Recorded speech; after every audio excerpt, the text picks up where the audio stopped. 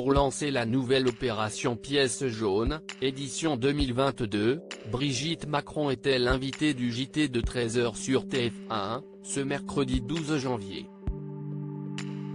Tout en évoquant bien sûr son engagement en faveur des enfants hospitalisés et son rôle de présidente de la Fondation Hôpitaux de Paris Hôpitaux de France, la première dame a accepté de répondre à une question sur la campagne de cyberharcèlement qui la vise, avec davantage d'intensité depuis quelques semaines.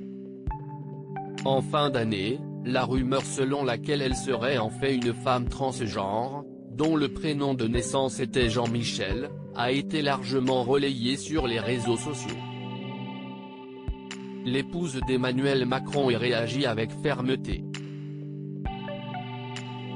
Évidemment, si est-il un mensonge, a-t-elle d'abord répondu à Jacques Legros. L'épouse du président de la République a également confirmé qu'elle allait porter plainte, même si la démarche est un petit peu longue dans le cadre d'attaques en ligne. Il faut les captures d'écran, l'intégralité des propos rapportés, si est un peu long. Il y a ceux qui émettent, ceux qui relaient, ceux qui hébergent, il faut ratisser large. J'ai mis 5 jours et demi avec des avocats rompus à l'exercice. Imaginez-vous si ça arrive aux personnes, comment font-elles ? Des rumeurs qui rappellent celles qui visaient Emmanuel Macron avant son arrivée à l'Élysée en 2017, et qui affirmaient qu'il était en réalité homosexuel. Malheureusement, la première dame est désormais bien placée pour lutter contre ce cyberharcèlement, et en particulier pour en protéger les mineurs. Elle recommande aux moins de 13 ans de se tenir à distance des réseaux sociaux, qu'une formation en la matière soit dispensée aux écoliers dès le primaire, elle réclame également des modérateurs qui parlent français ou encore qu'un contenu sensible puisse être enlevé rapidement lorsqu'un mineur est concerné.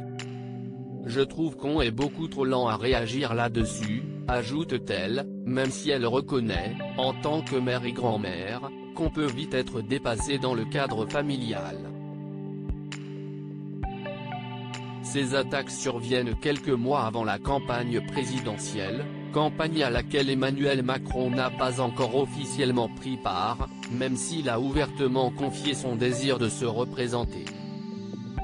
J'ai entendu qu'il en avait envie et qu'il n'avait pas pris sa décision. Donc, comme vous j'attends sa décision, a commenté Brigitte Macron sur TF1, tout en assurant que son propre avis ne rentre pas en ligne de compte. Que son mari candidate pour un second mandat ou non, celle qui craint la violence et la haine espère être témoin d'une campagne exemplaire.